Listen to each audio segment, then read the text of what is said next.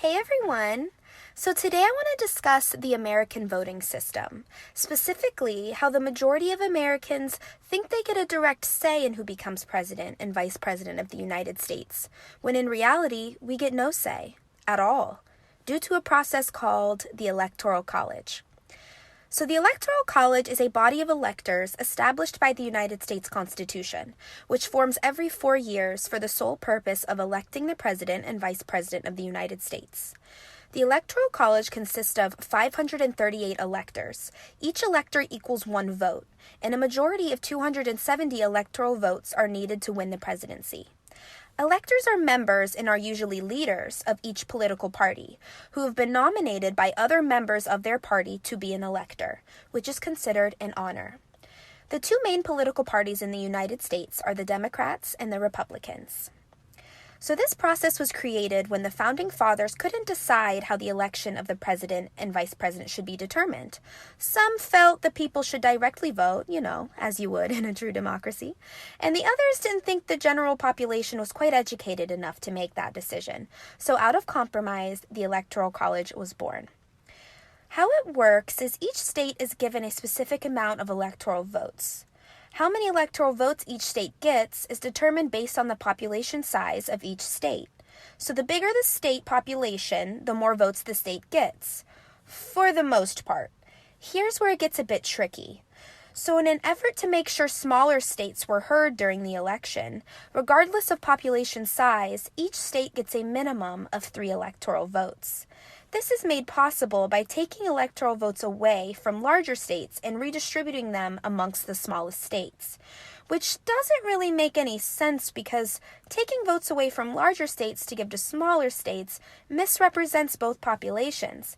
It acts as if smaller states have a bigger population than they do and makes larger states seem less populated than they actually are. So in trying to make things fair, they make them unfair.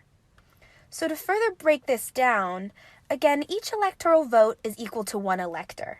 The number of electors your state has is how many people from each state will directly and solely be voting for president and vice president of the United States. When you vote in the general election, whoever you vote for, may it be Republican, Democratic, or any other political party candidate, your vote acts merely as a suggestion as to which political party you would like to vote on your behalf. Because as I mentioned earlier, electors are members within each political party. So whichever candidate wins your state, the party that candidate represents electors are the ones who will be chosen to vote. Now here's where it gets really interesting. 48 out of the 50 states operate on a winner-takes-all electoral voting system, meaning whoever gets 51% of the population's vote first gets all the electoral votes from that state. So let's use California as an example. So if one candidate had 51% of votes and the other had 49% of votes, the one with only 3% more votes would take all 55 of California's electoral votes, completely ignoring 49% of that population's vote. Also, there are no federal laws or regulations that require electors to even consider the popular vote. So to be very clear, electoral votes are the only votes that count. So again, using California as an example, California having 55 electoral votes basically means that only 55 people from California get to vote. And those voters are all members of whichever political party won that state. So the only people that get to vote for the presidency are current members of the winning political party. The only people that vote are leaders within the government. The Electoral College is a system that allows the loser to win. Using the 2016 election as an example, it was one of the 5 times in history where the winner of the popular vote didn't win the presidency. Hillary Clinton received around 66 million votes, while Donald Trump received around 62 million votes. That's a loss by almost 3 million votes. So regardless of who you wanted to win or what you thought of the candidates, the majority of the population chose Hillary, and the Electoral College chose Donald Trump.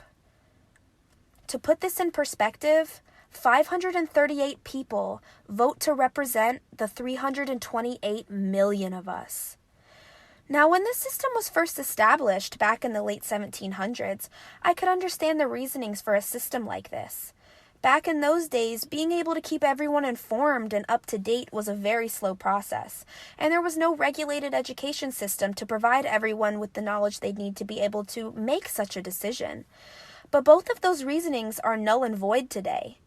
We can send text messages to another country in 1 second, and we have a mandatory regulated education system now. So if we aren't educated enough to vote, that is directly on them. The Electoral College is an out-of-date system that provides us with the illusion of democracy. When we cast our votes for the presidency, it's the government's way of making us feel included and heard, even though our votes aren't taken seriously and are disregarded. It's the equivalent to your older brother giving you a controller to play a game with him, but when you're not looking, he unplugs the controller, giving you the illusion that you're playing and participating when you really aren't. When you're not looking, the government basically throws away your vote and lets a smaller percentage of the population vote for you. So far, we've covered that they've lied to us about the founding of America. They haven't upheld our rights regarding the Declaration of Independence. And we don't get a say in who commands and runs our country. This is not a democracy. If anything, it's a totalitarian governing system masquerading as a democracy. This country uses loopholes and outdated systems to keep our country running in a way that only benefits the top 1% of the population. If a democracy is what we want, we must first understand that that's not what we've had. We deserve to be truly heard and considered, and they can only continue to silence us as long as we allow them to. We let a small group of people push around and tell millions of us what to do. The moment we stop being so divided amongst each other and work together is the day everything changes.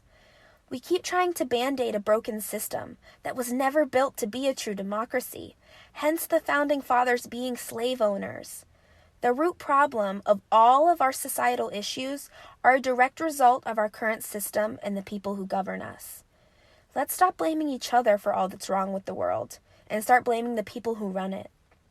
As always, keep an open mind, do your own research, and think for yourself. Sending so much love.